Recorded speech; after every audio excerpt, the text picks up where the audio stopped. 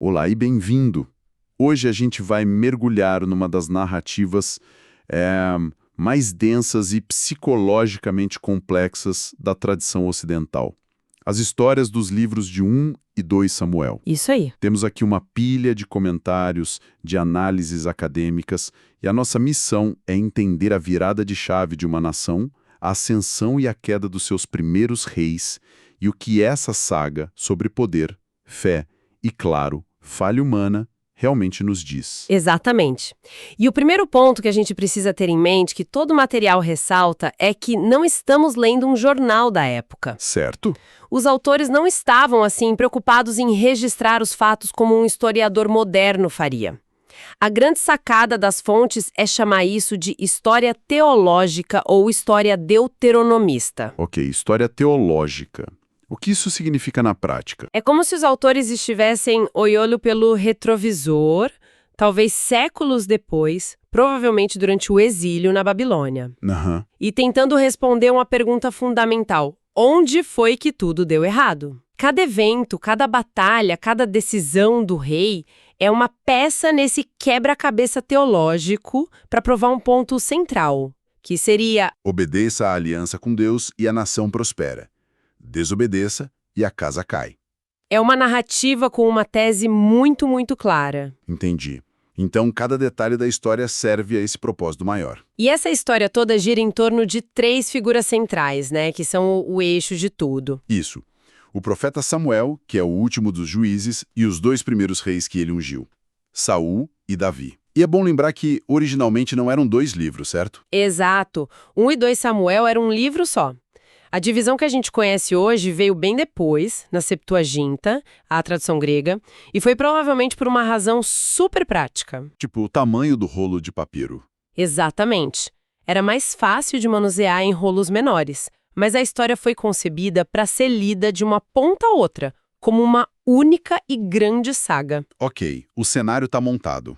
E a história começa num momento de grande instabilidade. Muita instabilidade. O povo de Israel está acuado, com medo dos filisteus, seus inimigos mortais, e no meio dessa crise, eles vão até Samuel com o pedido que muda tudo. O ponto de virada. Nós queremos um rei, como todas as outras nações.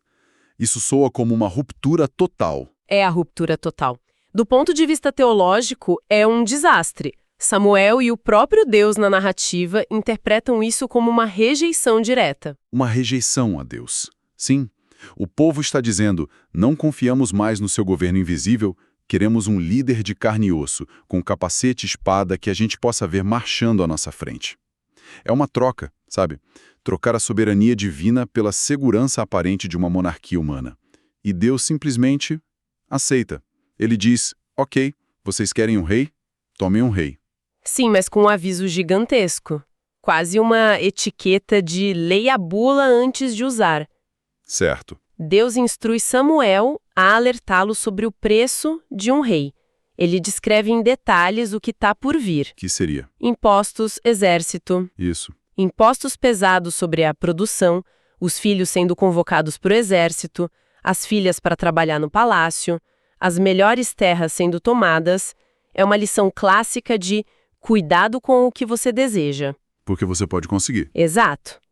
E eles insistem, eles querem o rei mesmo assim. E aí que entra Saul, o primeiro rei de Israel. E as fontes descrevem ele como a escolha perfeita, pelo menos na aparência, né? Totalmente. Alto, de boa aparência, vindo de uma família importante. O tipo de líder que o povo imaginava. Ele é a personificação do desejo do povo. E no começo dá certo, não dá? Dá certo. Ele tem sucesso militar, ele cumpre o que se esperava dele, mas a narrativa rapidamente começa a mostrar as rachaduras. Saul se revela impulsivo, inseguro. E, pro ponto da história teológica, desobediente. Esse é o ponto principal. Desobediente a ordens diretas de Deus através de Samuel, ele se torna inaceitável para o Senhor. E aí Deus aperta o botão de reset e decide escolher um substituto, mesmo com Saul ainda no trono. Exatamente. E a escolha não poderia ser mais diferente. Davi, um pastor de ovelhas, o filho mais novo de uma família sem grande destaque. E a partir daqui, a tensão da narrativa explode. Totalmente.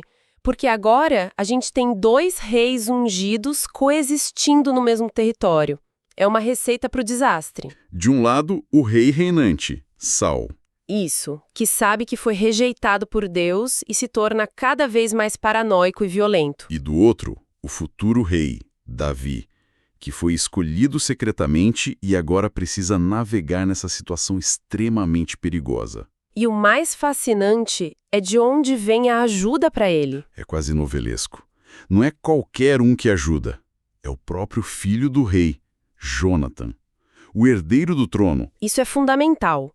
A narrativa usa Jonathan de forma brilhante para mostrar que até o sucessor legítimo de Saul reconhece que o futuro pertence a Davi. Ele faz uma aliança com Davi, né? Faz, e tira as próprias vestes reais e as dá para ele.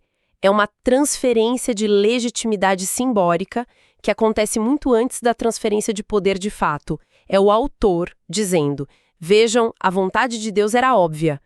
Tão óbvia que até o príncipe herdeiro enxergou. E não é só ele. A filha de Saul, Mical, também ajuda Davi a escapar. A própria casa de Saul se volta contra ele. Enquanto isso, a popularidade de Davi só cresce, especialmente depois da famosa história com Golias. E Saul, consumido pelo ciúme e pelo medo, passa a caçar Davi implacavelmente. A história vira uma longa e tensa perseguição. Exato. E a narrativa estabelece um contraste muito claro. Cada sucesso de Davi coincide com um fracasso ou um ato de loucura de Saul. Enquanto um sobe, O outro desce. Enquanto Davi ganha seguidores e respeito, mesmo como fugitivo, Saul perde o controle, consulta uma médium em Endor, um ato proibido, e se afunda cada vez mais no desespero. e o fim dele é trágico. Da pior maneira possível, numa batalha perdida contra os filisteus, onde ele e seus filhos, incluindo Jonathan, são mortos. Então Saul sai de cena e a gente pensa, pronto, agora o caminho está livre para o Davi, o herói. Mas a política nunca é tão simples, não é? De forma alguma. A coroação dele não foi um evento único e glorioso. Não mesmo. Uma das fontes aponta algo muito interessante. A unção de Davi acontece em duas etapas. Primeiro, ele é aclamado rei apenas pela sua própria tribo, Judá, no sul. E o norte?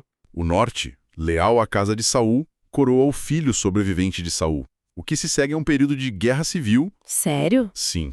Somente após a morte desse herdeiro é que todo Israel finalmente aceita Davi como rei. Essa divisão inicial já planta a semente da futura separação do reino séculos depois. Uma vez consolidado no poder, aí sim Davi inicia sua era de ouro. Aí sim, ele conquista Jerusalém, uma cidade neutra, e a transforma na capital política e religiosa, traz a Arca da Aliança para a cidade, um ato simbólico fortíssimo, é o auge do poder e do prestígio dele. É o pico da montanha. É o pico, e é nesse momento que ele recebe do profeta Natã a promessa da aliança davídica. E quando a gente fala aliança aqui, não é um acordo qualquer, é quase um contrato cósmico. Deus promete a Davi uma dinastia eterna, uma casa que duraria para sempre. Essa promessa se torna a espinha dorsal da esperança messiânica de Israel. Um dos textos que a gente analisou faz uma comparação fascinante. Qual? Davi, nesse momento, está como Adão no Éden antes da queda. Ele tem paz, prosperidade e a benção de Deus. E assim como Adão, ele cai. Depois de todo esse sucesso, essa aliança com Deus, a gente chega na história de Batseba. E é chocante. É o ponto de inflexão de toda a saga. Como pode o homem segundo o coração de Deus cair de uma forma tão espetacular e, francamente, tão sórdida? A narrativa não poupa detalhes. Davi vê Batseba, a esposa de Urias, um de seus soldados mais leais que está na guerra. Ele a cobiça, comete adultério com ela e ela engravida. E para encobrir o crime. Ele primeiro tenta enganar Urias. Quando não consegue, ele arquiteta friamente a morte do soldado na linha de frente da batalha.